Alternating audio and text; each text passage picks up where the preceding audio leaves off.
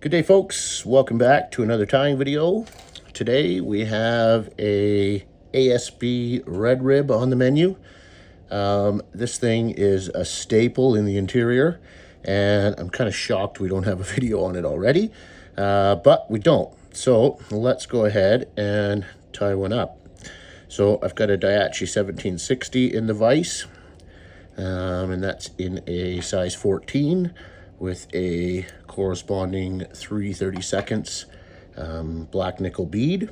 So you'll tie these from a 10 all the way down to an 18, and definitely one you want in all sizes. So I've got some uni stretch I just tied in here for the gills, and once I got that locked in, I'll go ahead and whip finish. And see some people putting glue on this. I think it kind of gets a little messy. So if you just leave a little bit of thread sticking out beyond your bead, then when you reattach your thread, that will re-lock the uni stretch in there, and it's not going anywhere. And then you can save messing about with the glue right there. So I just start to, from the time I tie in, I immediately just start building a taper. So I'll usually build half the hook and then come in with my wire. So here I've got extra small, and I'll stick with extra small basically up to this 14, and then a 12. Depending on the bug, actually, some 12s I still use extra small, but at that point, if you wanted to, you could go to the small wire. But if you put small wire on this 14 and then look at it in the water, you're going to notice that the fly looks really red because that rib just kind of overtakes the fly. So something to keep in mind. Your flies always look a little bit different in the water than they do at the bench, so something you want to consider. So then I'll just notch this ASB like so, and I'm going to lay it with the point facing this way, and then I'll just grab that point. Hopefully you can see that on camera there. And then only reason I do that, if you don't do that, sometimes as you go to make your first wrap with the ASB, it'll tear. Just that tension from your thread can rip it. So by having that little notch there, when I go and make that first turn, it's a little bit easier and it doesn't break on you. So now I'm just going to clean up this taper and get it to where I'm happy with it. Less is more with wraps on these bugs, so don't overdo it. You want to keep them skinny, skinny, skinny.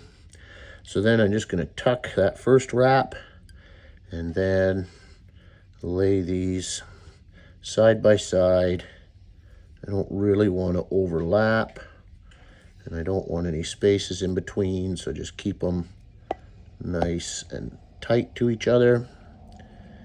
And then once you get up to the bead, a few wraps over top, a few in front. And then with ASBs, tinsels, I don't just cut straight across. So I'll come in with just the tips of my scissors and just put I don't know if you can see that, but there's a tiny cut there, and then nip it, and you can see there's like nothing left there. So it makes it super easy to have a nice clean thorax. So now I'll grab that wire and just counter rib this up the body, shooting for 6 to 7 ribs, and then get a good hold of this wire with a few wraps, and then we can helicopter it out.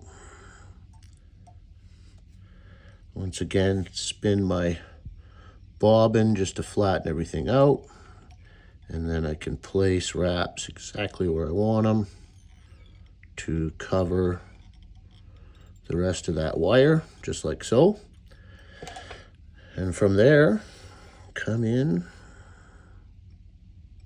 with a whip finish, pull that knot tight, nip out the excess, trim up some gills, and most of you will know what's coming next. Just give it a shot of the good stuff. Good old crazy glue.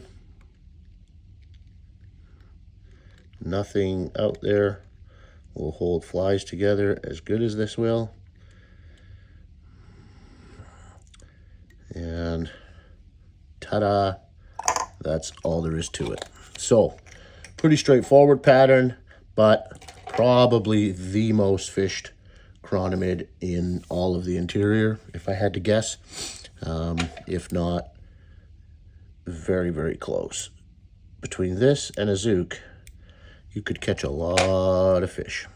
But there it is. So that's all there is to the ASB red rib. I hope you enjoyed that one. I know this thing will drop the bobber for you.